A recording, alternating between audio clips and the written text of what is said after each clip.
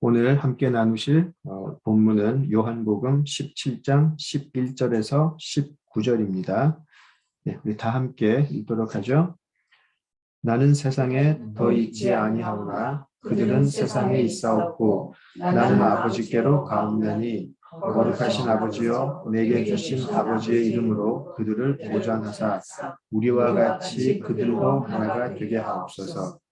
내가 그들과 함께 있을 때에 내게 주신 아버지의 이름으로 그들을 보존하고 지키었나이다.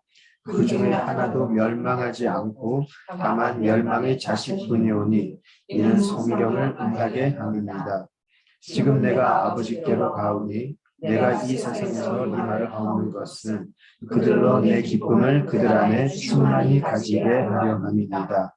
내가 아버지의 말씀을 그들에게 주었사오매 세상이 그들을 미워하였사오니 이는 내가 세상에 속하지 아니함 같이 그들도 세상에 속하지 아니함으로 인함이니이다. 내가 비웃는 것은 그들을 세상에서 데려가시기를 위함이 아니요 다만 악에 빠지지 않게 보존하시기를 위함이니이다. 내가 세상에 속하지 아니함 같이 그들도 세상에 속하지 아니하였사옵나이다. 그들을 진리로 거룩하게 하옵소서. 아버지의 말씀은 진리이다. 아버지께서 나를 세상에 보내신 것 같이 나도 그들을 세상에 보내었고 또 그들을 위하여 내가 나를 거룩하게 하오니 이는 그들도 진리로 거룩함을 얻게 하려 함이니이다. 아멘. 네, 다 같이 기도하시죠. 아버지 하나님, 은혜를 감사합니다. 오늘도 저희들에게 귀한 말씀 허락하여 주심을 감사합니다. 나누는 가운데 성령 하나님 역사하여 주시어서 예수님의 기도를 우리 모두 잘 알아듣고 마음에 새기며 우리들의 삶의 소망이 또 기쁨이 되게 하여 주시옵소서. 예수님 이름으로 기도드립니다. 아멘. 예. 우리 지난주에 우리는 예수님의 기도를 통해서 예수님께서 말씀하시는 참된 신자란 누구인가에 대해서 공부를 해보았습니다. 잠시 복습을 하자면 참된 제자란 그리고 참된 그리스도인이란 세상 중에서 하나님께 택함을 받아 예수님께 주어진 사람이죠. 그 사람은 예수님을 만나고 또 예수님은 그에게 하나님을 나타내십니다. 예수님을 통해서 하나님을 보는 사람들은 예수님을 사랑하게 되고 그래서 예수님의 말씀과 계명을 지키게 되죠. 예수님의 모든 말씀이 하나님에게로부터 오는 것임을 믿게 되었기 때문이죠. 하나님의 말씀을 들었기 때문에 하나님 말씀인 줄 알았기 때문에 지키지 않을 수 없게 되는 것이죠. 그리고 그런 그들을 위해서 예수님은 또 기도를 하세요. 그들을 위해서 예수님은 하나님께 간구하시고요. 그렇게 예수님은 예수님의 기도를 받게 되는 참 제자들, 참 그리스도인들은 마침내 예수님께 영광이 되는 사람들이에요. 그래서 우리는 예수님의 기도를 통해서 참 제자들은 또 참 그리스도인들은 누구인가에 대해서 한번 생각을 해보았습니다. 계속해서 11절에서 19절을 오늘 보게 될 텐데요. 이제 이런 참 제자들을 위해서 이런 참 그리스도인들을 위해서 예수님은 과연 하나님께 무엇을 구하고 계신가에 대해서 한번 보도록 하겠습니다. 11절에서 19절을 보시면 세상에 남겨지게 되는 제자들을 향한 예수님의 사랑이다라고 짧게 또 간단하게 말씀드릴 수가 있을 것 같아요. 우리 11절을 보시죠. 11절 전반부를 보시면 나는 세상에 더 있지 아니하오나 그들은 세상에 있사옵고 라고 되어 있어요. 그렇죠? 이제 앞으로 이제 곧 현실로 다가올 일이죠. 예수님은 원래 계셨던 곳으로 돌아가시게 되고요. 제자들은 여전히 이 땅에 있게 되죠. 성육신을 통해서 이 땅에 오셔서 반드시 이루어야 할 사명을 다 마치고 원래의 자리로 돌아가시는 예수님인데요. 제자들은 예수님과 함께 하늘에서 이 땅에 온 사람들이 아니었어요. 그리고 그들은 예수님과 함께 십자가를 질 사람들도 아니었고요. 그래서 그들은 같이 부활할 사람들도 사실은 아니었어요. 그렇기 때문에 예수님과 함께 하나님의 나라로 지금은 갈 때도 아니고 아직은 갈 수 없는 형편이죠. 그들은 아직까지는 부활을 경험하지 못하기 때문이죠. 자, 이런 제자들을 바라보시는 예수님의 마음이 굉장히 아프고 불안하고 그러셨던 것 같아요. 여전히 영적으로 무지하고 여전히 세상의 힘에 비해서는 너무나 무력한 제자들을 바라보는 마음이 어땠을까 한번 짐작을 해볼 수 있을 것 같습니다. 예수님은 지금 이 시점 이전에 훨씬 이전에 제자들에게 전도 여행을 보내는데요. 마태복음 10장 16절을 보시면 이렇게 말씀을 하시는 걸 기억을 하실 거예요. 제자들을 이렇게 전도 여행을 세상에 보내시면서 너희를 이 세상에 보내는 것이 어린 양을 이리 가운데 보내는 것과 같다라고 하신 그 말씀을 기억을 하실 거예요. 또한 요한복음 10장에서 우리가 선한 목자에 관해서 공부를 할 때에 우리는 양들에 대해서 또 배우게 되었죠. 굉장히 양들은 주인 의존적이고요. 겁이 많고 힘이 없는 동물, 판단력도 아주 떨어지고요. 정말 영어로 말하게 되면 helpless하죠. 정말 아무 힘이 없는 그런 존재인데요. 그런 어린 양 같은 제자들이 남겨지는 이 이리가 가득한 이리가 지배하는 이 세상, 그것을 생각하면 지금 예수님께서 굉장히 마음이 아프시고 힘드셨을 것 같아요. 그래서 이 남겨지는 어린 양과 이리의 세상에서 남겨지는 어린 양과 같은 제자들을 위해서 지금 예수님이 기도를 하시는 것이죠. 제자들뿐만이 아니죠. 이리가 지배하는 곳에 힘없이 그냥 남겨지는 어린 양, 바로 세상을 살아가는 또 우리들의 모습이기도 해요. 우리는 이 세상에서 정말 힘있게 힘을 가지고 잘 살아보려고 하지만 예수님께서 보실 때에는 그저 악한 이리가 가득한 곳에 남겨진 힘없는 어린 양에 불과한 것이죠. 자, 그런데 이렇게 무서운 세상에 남겨진 어린 양이 자기 처지는 깨닫지 못하고 나도 이 이리의 세상에서 나도 한번 즐기면서 살고 싶다. 그래가지고 다른 이리들하고 어울려 다니기 시작하고요. 또 이리가 사는 그런 방식대로 살아간다면 지금 기도하시는 예수님에게는 큰 배신이 되지 않을까 싶어요. 지금 이리는 시간만 있으면, 기회만 있으면 이 어린 양을 잡아먹으려고 하고 있는데 오히려 어린 양이 나도 이리처럼 살고 싶어요 라고 하는 그런 모습이 나온다면 얼마나 하나님의 마음을 아프게 하는 것일까 생각을 해보면 좋겠습니다. 요한일서 2장 16절에서 말씀하셨듯이 이리가 지배하는 세상은 끊임없이 육신과 안목의 정욕 그리고 이생의 자랑을 가지고 어린 양에게 던져주죠. 어린 양에게 이런 육신과 안목의 정욕, 세상의 자랑은 마약처럼 다가와요. 먹으면 먹을수록 더 먹고 싶고 가지면 가질수록 더 가지고 싶고 나중에는 헤어나오지 못할 지경에 이르게 되죠. 그렇게 어린 양은 이리에게 조종당하고 먹혀버리는 삶을 계속 살아왔죠. 그것이 인간의 역사라고 할 수 있겠습니다. 자, 이제 예수님께서 선한 목자가 되어서 그 어린 양들을 찾아가시죠. 이리의 굴에서, 이리의 세상에서 그 양들을 건져내셔야 하기 때문이죠. 온몸이 피투성이가 되는, 온몸이 찢기는 그런 아픔과 고통을 겪으면서도 주인에게 그 양들을 다 찾아오세요. 우리가 그것을 요한복음 10장에서 배웠는데 그것이 바로 구원이죠. 구원은 한가하게 또 낭만적인 것이 아니고 이렇게 처참하고 이렇게 고통스러운 것이에요. 하나님의 택함을 받아서 예수님께 주어진 그리스도인들이 앞으로 겪게 되는 현실이 어떤 것일까? 도대체 어떤 현실이길래 예수님은 세상에 남게 되는 제자들을 위해서, 그리스도인들을 위해서 이렇게 기도하실까? 여기에 대해서 조금 생각을 해보면 좋겠습니다. 아까 잠깐 말씀드린 우리 마태복음 10장으로 한번 가시죠. 마태복음 10장으로 가십니다.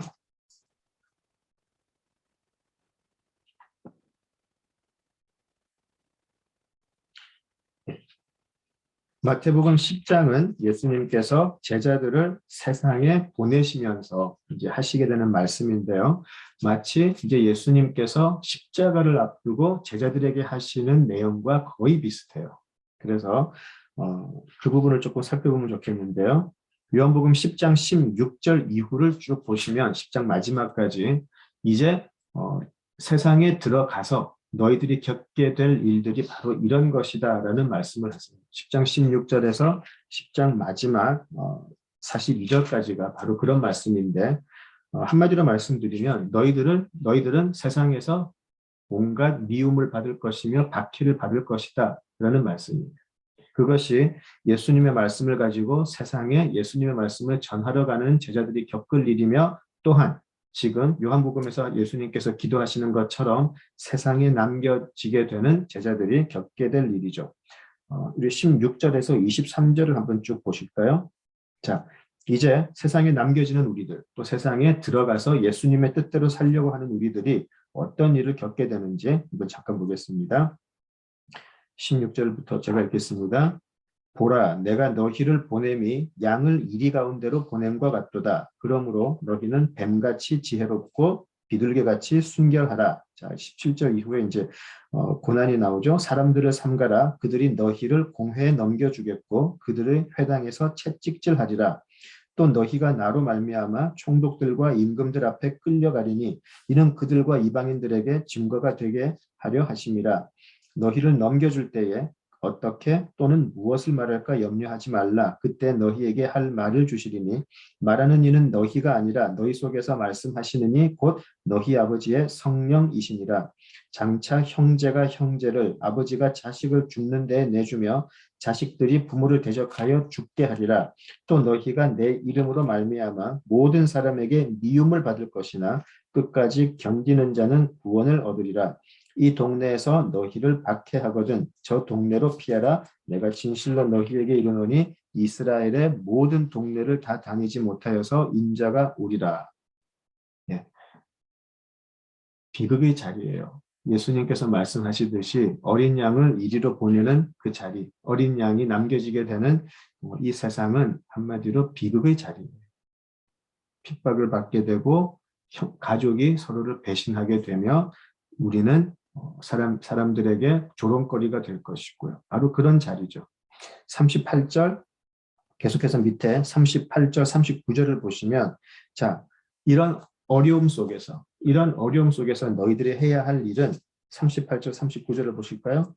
자기 십자가를 지고 나를 따르지 않는 자도 내게 합당하지 아니하니라. 자기 목숨을 얻는 자는 잃을 것이요 나를 위하여 자기 목숨을 잃는 자는 얻으리라 라고 해가지고요. 그렇게 세상에 던져지는, 세상에 예수님의 이름으로 살게 되는 우리가 해야 할 일은 우리 십자가를 지고 우리도 예수님을 따라가는 것이고요. 또한 내 목숨을, 내가 세상에서 어떻게 살까 요령 피우면서 내 목숨을 얻으려고 하는 것이 아니고 그 모든 것을 던져야 예수님의 생명을 얻을 수 있다라고 말씀을 하세요. 자기 십자가를 지고 예수를 위해 자기 목숨까지도 잃어야 되는 삶, 이것이 바로 세상에 남겨지게 되는 제자들, 그리고 우리가 살아가야 할 삶이에요. 어떠세요? 오늘을 살아가는 우리 현실 똑같죠? 구원을 위해서, 다른 것도 아니고 하나님의 나라를 위해서, 다른 것도 아니고 하나님의 영광을 위해서, 딴 것도 아니고 믿음을 위해서 우리가 반드시 견뎌내야 하는 이 많은 삶의 어려움들, 무게가 너무 무겁다고 생각하지 않으세요? 때로는 말할 수 없는 불안, 걱정, 고민, 그런 것 때문에 잠을 설친 적이 없으신가요? 때때로 마르다와 마리아가 나사로의 죽음 앞에 애통해하고 곡했던 것처럼 우리도 때때로 말할 수 없는 슬픔이나 절망 앞에서, 이 세상 앞에서 낙심하며 그렇게 통곡했던 적은 없는지 모르겠습니다. 자, 바로 그것 때문에 예수님께서는 지금 하나님 아버지께 간구를 하고 계세요. 이런 연약한 우리들을 너무나 잘 알고 계시기 때문에 우리들을 체휼하지 않으시고 오히려 아버지 하나님, 제발 아버지 하나님의 자녀들을 지켜주세요라고 지금 간구하고 계시는 것이죠. 우리 모두가 이런 예수님의 기도를 받을 수 있는 참 그리스도인이 되기를 진심으로 바랍니다. 세상에 남겨지는 우리들을 위해서 예수님께서 지금 제일 먼저 구하는 것이 11절 후반에 나와 있죠. 다시 본문으로 돌아와서 요한복음 17장 11절 후반부를 보시면 예수님께서 처음으로 구하는 것이 있어요. 자, 남겨지는 우리들, 거룩하신 아버지여 내게 주신 아버지의 이름으로 그들을 보존하사 우리와 같이 그들도 하나가 되게 하옵소서라고 말씀하세요. 자주 들었어요. 그죠? 우리 13장 이후로 예수님께서는 새 계명을 주시면서 계속해서 하나가 되어야 한다, 서로 사랑해야 된다, 서로 섬겨야 한다, 그렇게 제자들에게 말씀하셨는데 이제 아버지 하나님께도 이것을 구하고 계세요. 이들이 하나가 되게 하여 주옵소서. 제자들에게 계명으로 주셨던 것을 아버지께는 간구하시는 것이죠. 반드시 이루어 달라고. 자, 어느 정도로 하나가 되어야 할까요? 어느 정도로 이 제자들이 하나가 되어야 할까요? 아버지와 예수님이 하나인 것처럼 그들도 하나가 되어야 돼요. 단순한 친밀이나 단순하게 친밀하게 단순하게 가깝게 지내는 정도가 아니고 단순히 싸우지 않고 사이좋게 지내는 정도가 아니고 성부와 성자의 하나됨의 수준으로 하나 될 수 있게 해달라고 지금 기도하세요. 그것이 예수님의 참된 교회의 모습이기 때문에 그렇죠. 그렇죠? 제자들에게 내가 너희를 사랑한 것 같이 너희도 서로 사랑하라 라고 계명을 하셨고요. 아버지께는 아버지와 내가 하나가 된 것처럼 이들도 하나가 되게 해 주세요라고 기도를 하세요. 그래서 지금 이 간구, 하나가 되는 것, 이것은 우리들에게는 계명이 되고요. 하나님께는 간구함이 되죠. 그 우리의 구원과 같다고 생각하지 않으세요? 우리의 구원은 100% 하나님의 은혜이지만 또한 100% 우리의 노력이기도 해요. 그죠? 자, 예수님께서 바라시는 교회의 하나됨의 수준이 바로 이래요. 성부와 성자가 하나 되는 수준. 그 정도로 우리가 하나가 되어야 한다라는 것이죠. 이것이 그리스도의 몸된 참된 교회의 모습이고요. 그렇죠? 왜냐하면 제자들이 또 교회가 남게 되는 세상은 만만한 곳이 아니기 때문에 그렇죠. 도저히 웬만큼 하나 되어서는 이길 수 없는 그러한 힘이 있는 곳이 이 세상이기 때문이죠. 그래서 흩어진 양들은 힘없이 이리의 먹이가 되겠지만 예수님의 이름으로 하나가 되는 양들은 살아남을 수 있기 때문에 오직 예수님의 이름으로 하나가 되어 살아남는 하나가 되는 그 양들은 능히 세상을 이길 수 있기 때문에 구원받을 수 있기 때문에 예수님은 그것을 하나님 앞에 기도하는 것이죠. 그래서 우리 구원의 여정에서 참된 영적 공동체를 찾는 것이 얼마나 중요한지 새삼스럽게 말씀드리지 않아도 잘 알고 계실 것이라 생각을 듭니다. 만나면 싸우고 교회에서 서로 높은 자리 차지하려고 교회에 높은 자리가 있는 건지 모르겠는데 교회에 높은 자리 차지하려고 온갖 음해를 하고 조금만 생각이 달라도 서로 마귀 취급하고 몰아붙이고 그런 모습에 가득 찬 요즘 교회를 보면 좀 낙심이 되지 않으시나요? 참된 영적 공동체를 찾으세요라고 하는 그 말씀처럼 참 부담되는 말씀이 없어요. 참 찾기가 어렵기 때문이죠. 지금 그런 시대를 살고 있는 것이 우리가 아닌가 싶습니다. 자, 그런데 예수님은 아버지의 이름으로 이들을 지켜달라고 부탁을 하세요. 아버지의 이름으로. 그죠?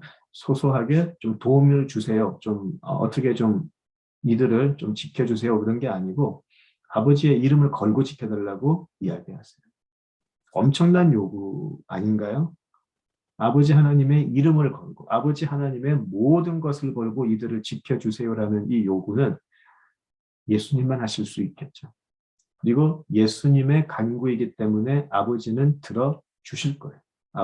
예수님께서 간구하셨기 때문에 아버지는 아버지의 모든 것을 걸고 참 제자들을 그리고 참 그리스도인들을 지켜주실 거예요.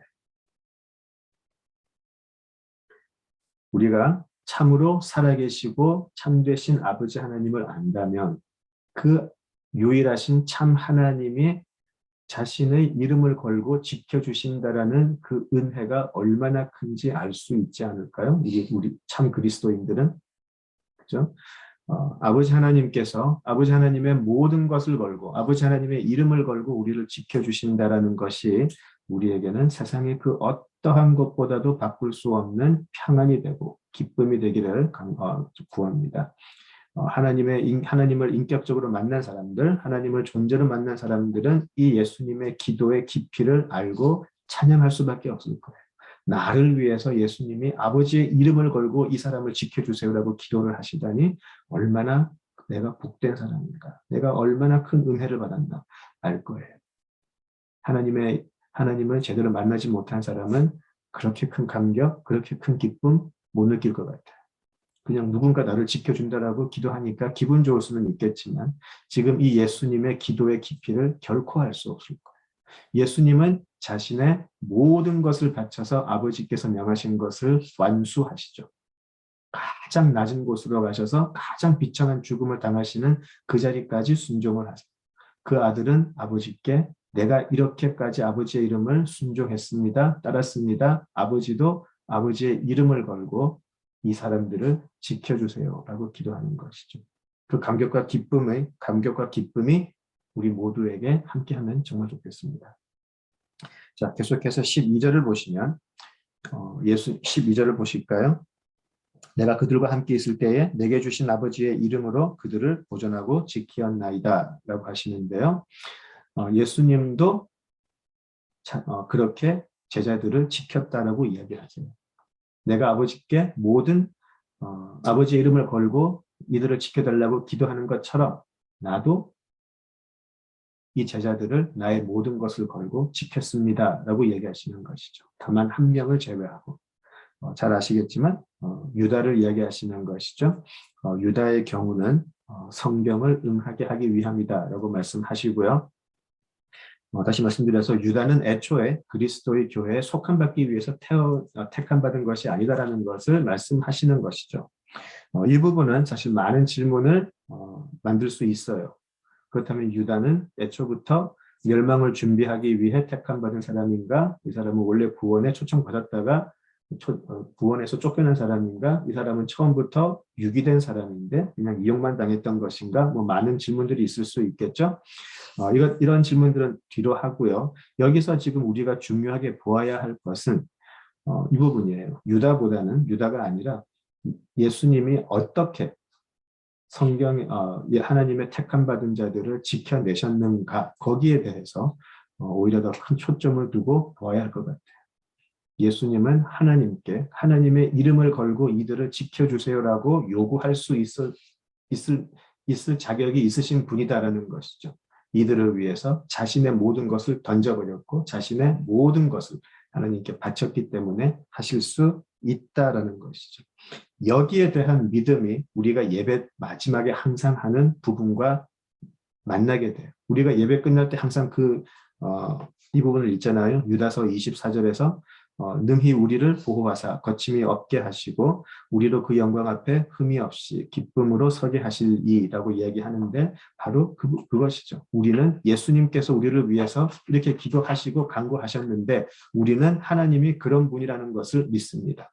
능히 우리를 보호하실 수 있고 능히 우리로 하여금 거침이 없게 하시고 능히 우리로 그 영광 앞에 하나님의 영광 앞에 흠이 없이 기쁨으로 서게 하실 수 있는 그 하나님을 우리는 믿기 때문에 그렇게 기도할 수 있고 그것이 또 다른 믿는 자들에게 교회에게 축복이 되는 것이죠. 계속해서 13절로 한번 가보겠습니다. 지금 내가 아버지께로 가오니 내가 세상에서 이 말을 하옵는 것은 그들로 내 기쁨을 그들 안에 충만히 가지게 하려 함이니이다 라고 이야기하세요. 이 똑같은 말씀을 이전에도 한번 하셨어요. 15장 11절 한번 가보실까요? 15장 11절 가보시죠. 자, 포도나무 비유를 말씀하신 후에 15장 11절에서 이 말씀을 하시죠. 내가 이것을 너희에게 이름은 내 기쁨이 너희 안에 있어 너희 기쁨을 충만하게 하려 함이라. 똑같은 말씀이죠. 똑같은 말씀을 제자들에게도 하셨고 또 하나님께도 기도로 이렇게 말씀하십니다. 그렇죠? 그래서 예수님께서는 앞으로 닥칠 그 어려운 상황 속에서도 제자들이 또 교회가 하나가 되어서 오히려 기쁨이 가득한 구원의 구원의 여정을 끝까지 갈 수 있기를 바라는 마음으로 기도를 하시는 것이죠.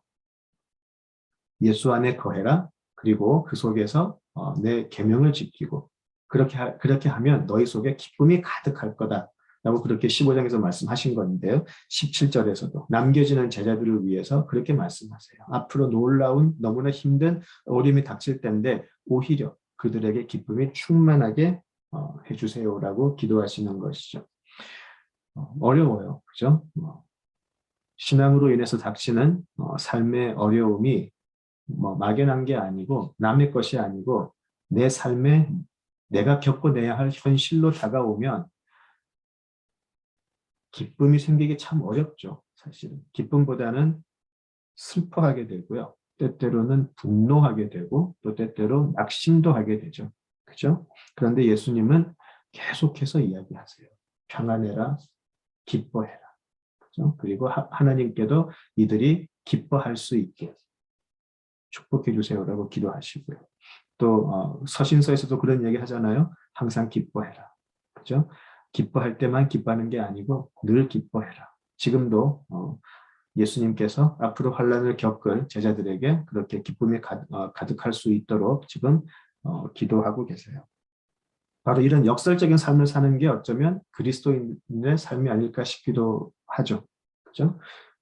남들은 세상이 주는 현실 앞에서 낙심하고 땅을 치며 괴로워하고 있을 때 오히려 기뻐하고 하늘의 소망을 가질 수 있는 것, 그것이 참된 기쁨의 삶을 사는 우리 그리스도인들의 삶이 아닐까 싶습니다. 그리고 또 그것이 예수님께서 보여주신 천국의 비밀이 아닐까 싶기도 하고요. 그죠? 어둠의 세상을 살아가는데 오히려 빛의 소망을 가지고 살아가는 자, 바로 그들이 하늘로부터 난 자, 우리들이기 때문에 그런 것이죠. 그죠? 그래서 14절을 보시면 내가 아버지의 말씀을 그들에게 주었사오매라고 되어 있어요. 그죠? 내가 아버지의 말씀을 그들에게 주었사오매라고 되어 있어요. 이것은 어둠의 세상에 빛의 소식이, 빛의 소망이 어둠을 뚫고 들어가 버렸다는 것이죠. 그죠?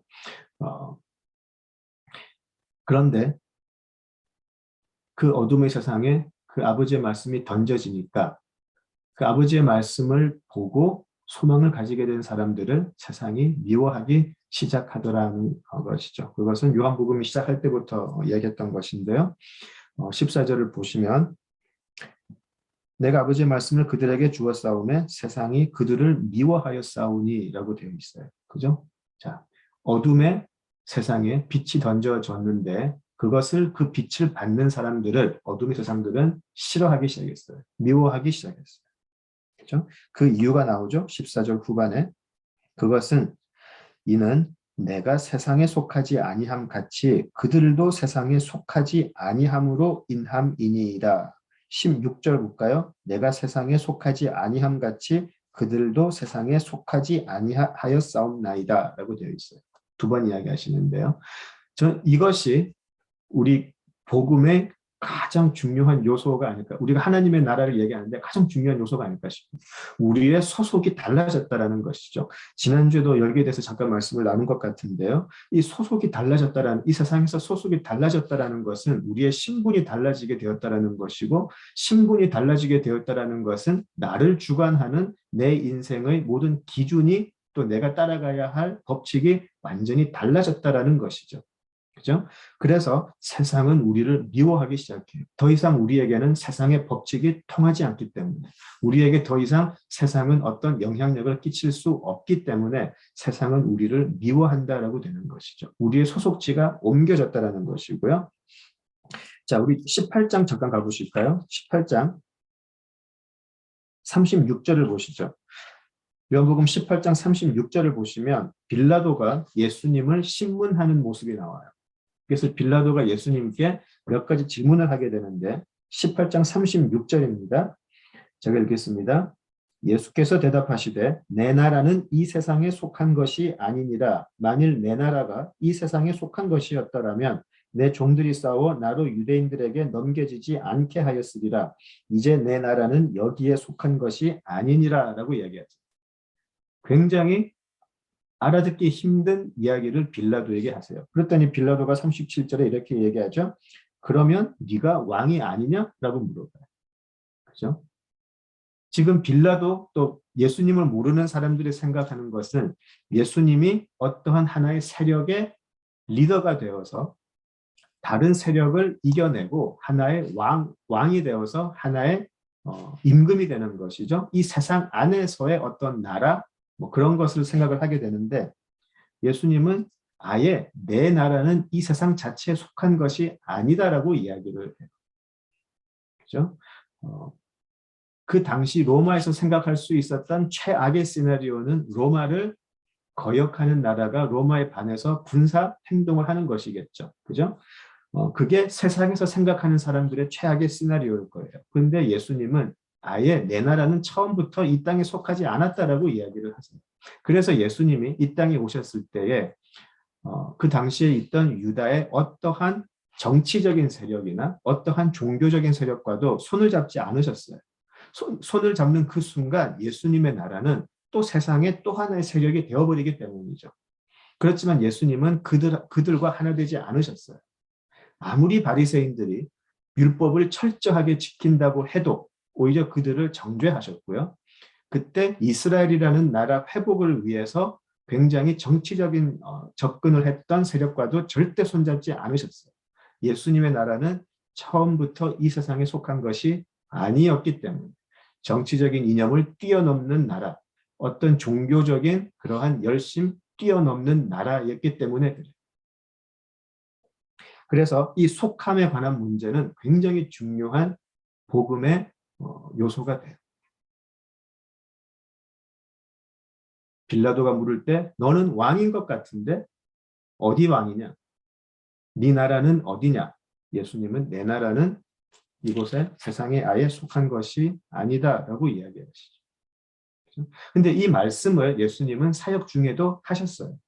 기억을 하시겠지만 7장 33절, 34절을 보시면 유대인들과의 대화 속에서 그런 말씀을 하시죠.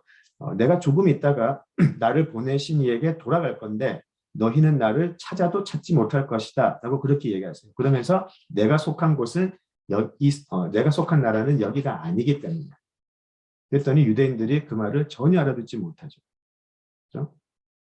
자, 그런데 이제 예수님의 십자가와 부활을 통해서 그리고 성령의 은혜를 통해서 예수님이 누구인지를 제대로 알게 된 사람들, 하나님의 아들이시며 하나님이 보내신 그리스도이시다라는 것을 알게 된 사람들은 우리가 속한 나라는 따로 있구나를 알게 돼요. 그래서 우리가 속한 곳은 우리가 세상에 살고 있지만 우리는 이 세상에 속한 사람이 아니라 아버지의 나라에 속한 사람이다라는 것을 알게 되는 것이죠. 그렇죠? 그래서 이 구원의 은혜를 입은 사람들은 이제 성령의 이끄심을 통해서 예수님이 어디에서 왔고 어디로 가신 것인지를 알게 되고요. 우리 역시 우리는 세상에서 태어났지만 앞으로 우리가 갈 곳은 다른 곳에 있다는 것을 알게 되는 사람들이에요. 그래서 이미 이 세상에서 소속지가 옮겨져 버린 사람들이라는 것이죠. 그렇죠? 그래서 우리가 이 세상을 살면서 세상의 법칙과 충돌할 수밖에 없는 것은 낙심의 이유가 돼서는 안 되는 것이죠. 이것은 어쩔 수 없는 필연적인 것이다라는 것이죠. 그렇죠? 예수를 믿으면서 이 세상의 법칙과도 너무나 잘 살고 있다면 한번 좀 생각을 해봐야 될 것 같아요. 이 세상이 너무 즐겁고 세상은 즐겁죠. 하나님 만드신 곳이니까. 그런데 이 세상의 법칙이 너무 즐겁고 이 세상에 가져다주는 기쁨이 너무 좋고 그런데 어느 순간 그것이 다라고 착각할 수 있게 돼요. 어느 순간부터 이 세상은 우리가 밟고 지나가게 되는 잠깐 지나가게 되는 것이 아니고 어느 순간부터 우리가 하나님을 믿는 믿음을 이 세상에서 우리의 꿈을 이루는 어떤 하나의 도구로 보기 시작한다는 것이죠. 이것이 우리에게는 미혹으로 다가올 수가 있어요. 스스로 속이게 되고 옆에 사람들도 속이게 되고 교회도 타락하게 되고 그런 모습으로 나타날 수 있다는 것이죠. 자, 그래서 17장 15절을 보시면 이렇게 이야기하세요. 내가 비옵는 것은 그들을 세상에서 데려가시기를 위함이 아니요 다만 악에 빠지지 않게 보존하시기를 위함이니이다. 이렇게 말씀을 하세요. 그렇죠? 자, 이 17장 15절, 그러니까 14절에서 이들은 세상에 속하지 않았습니다. 16절에서 또 이들은 세상에 속하지 않았습니다. 똑같은 말을 하시는데 그 중간에 들어가 있는 게 15절이에요. 우리 샌드위치 기억나시죠? 성경에서 중요한 것을 그 당시 기법이 중요한 것을 이야기할 때 똑같은 것을 사이에 두고 중간에 핵심이 들어가게 되는데 이게 7장 15절이에요. 그들이 속하지 않았습니다. 또 그들이 속하지 않았습니다. 근데 그 중간에 들어가는 게 15절인데 악에 빠지지 않게 보존하시기를 위함이니이다. 예, 이것이 중요해요. 예수님은 세상에서 미움과 박해를 받는 제자들을 위해서 그들이 악에 빠지지 않게 지켜달라고 구원을 하세요. 이것이 지금 예수님께서 제자들을 위해 강구하시는 핵심이 되는 게 아닐까 싶어요. 이들이 악에 빠지지 않는 것. 세상의 흐름에, 세상에 속하지 않아서 세상의 흐름에 거역을 하다 보니까 너무 이것이 힘들어서 은근슬쩍 세상의 방식으로 돌아가는 삶을 살지 않을까. 걱정하시는 예수님이 기도하시는 거예요. 이들이 악에 빠지지 않게 해주십시오. 앞서 나누었지만 요한일서에서는 뭐라고 하죠? 육신과 안목의 정욕 그리고 세상의 자랑을 가지고 계속해서 우리로 하여금 다시 세상으로 소속지를 다시 돌아와라 라고 계속해서 미혹을 해요. 무조건 힘들게 하지 않을 거예요. 우리 요한계시록에 있는 7 교회를 보면 순교까지 할 정도로 물리적인 핍박이 있는 경우도 있었고요. 또 한편으로는 예수님의 말씀을 은근슬쩍 비틀어서 복음을 비트는 그 자리로 미혹으로 이끄는 것도 보았어요. 예수님은 그 둘 다 책망하세요. 그죠? 순교가 목숨까지 버려야 하는 그런 어려움 속에서 배신해서도 안 되겠지만 또한 여러 비틀린 왜곡된 복음을 복음이라고 믿고 따라가는 것도 굉장히 예수님은 책망하세요. 그죠? 자, 은근슬쩍 세상으로 돌아가는 것. 은근슬쩍 내가 소속지는 하나님의 나라인데 은근슬쩍 세상의 법칙에 따라 살아가는 것을 예수님께서는 강하게 얘기하세요. 악에 빠지는 것이라고 이야기하죠. 믿음의 연약함, 아직 덜 성숙한 신앙 이 정도가 아니고 이것은 악에 빠지는 것이다라고 이야기를 하세요. 옛길로 돌아가지 않게 해주십시오라고 기도를 하는 것이죠.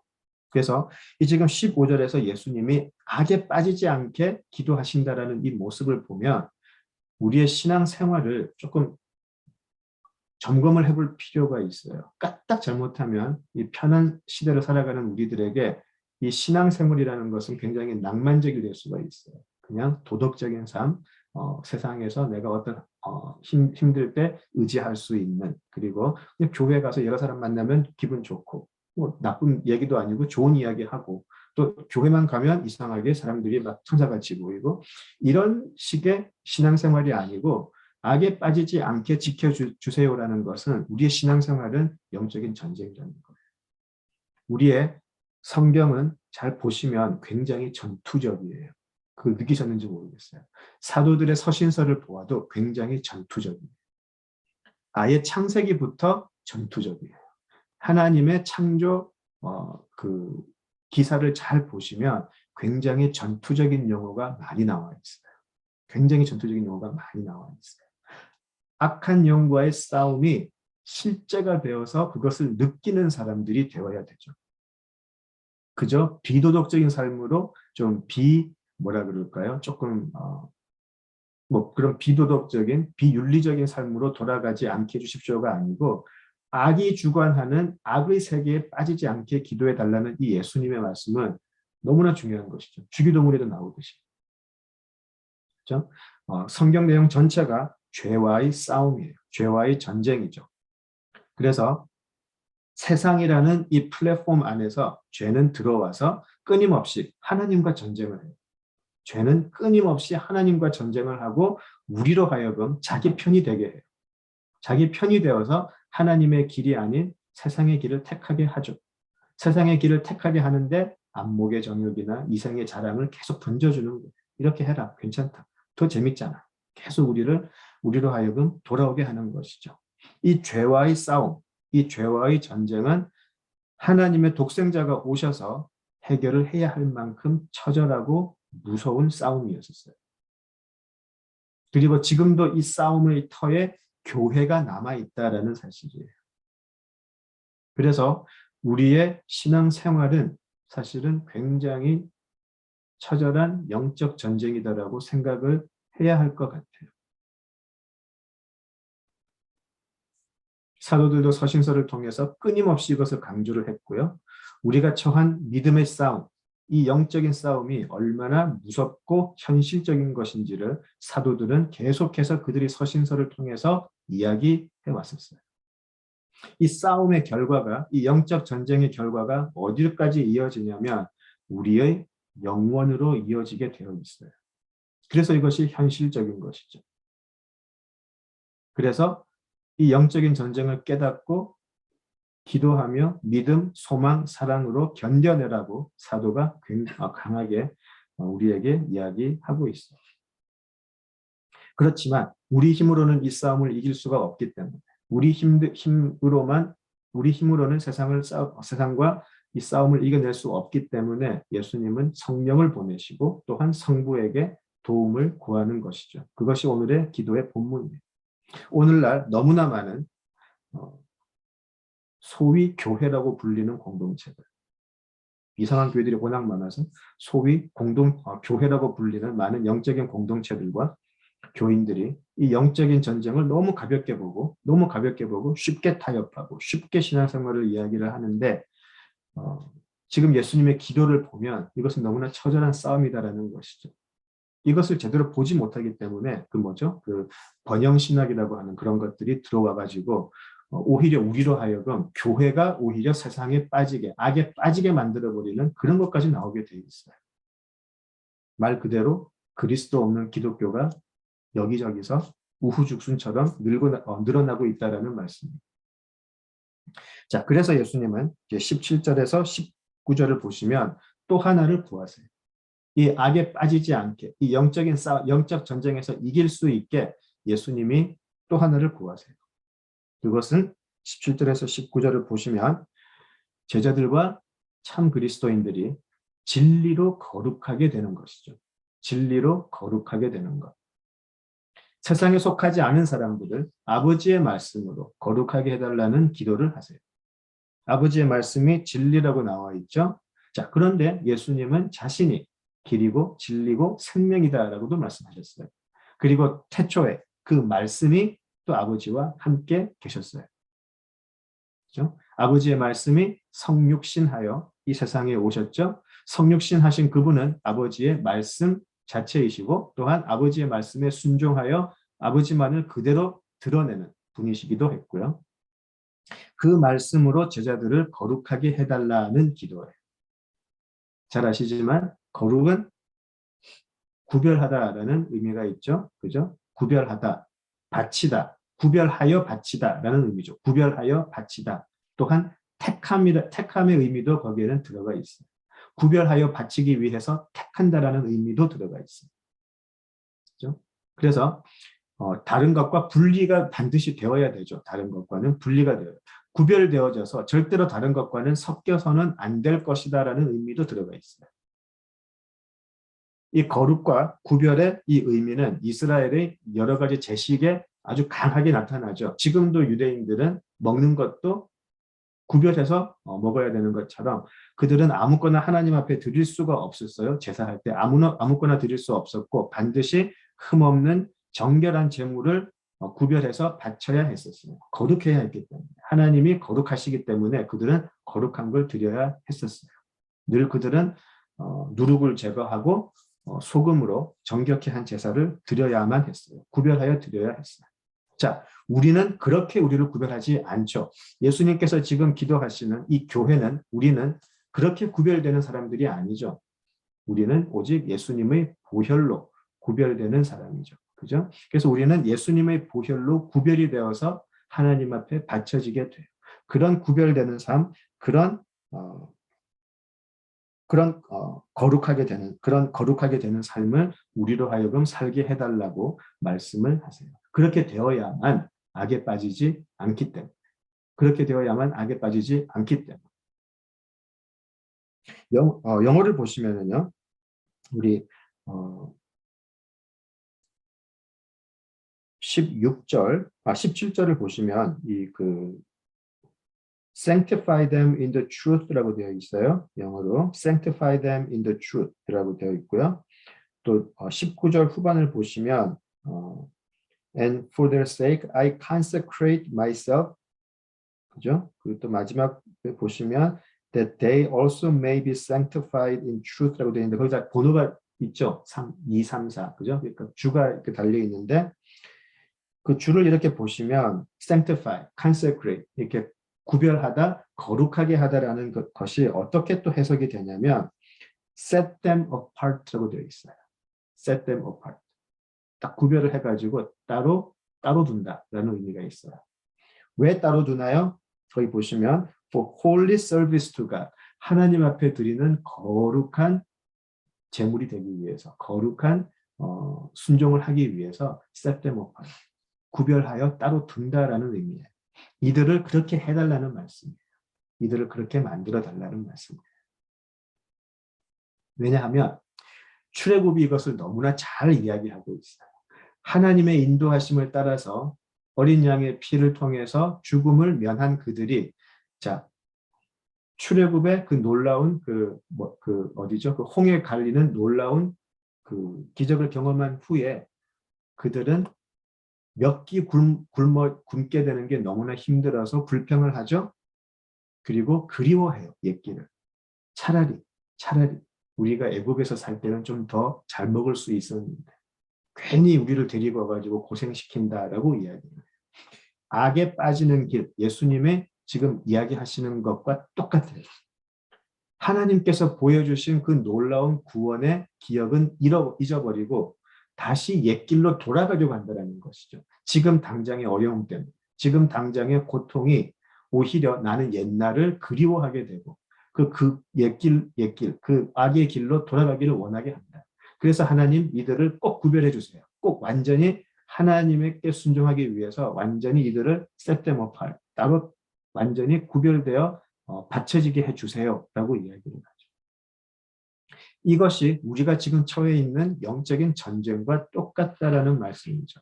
우리가 히브리서 공부할 때 이 부분이 자주 나왔었어요. 히브리서 10장 38절 39절을 보시면 이렇게 이야기하죠. 나의 의인은 믿음으로 말미암아 살리라.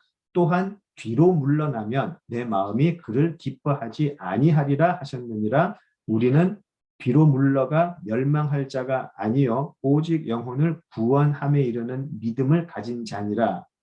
히브리서 10장 38절 39절에서 이렇게 이야기했어요.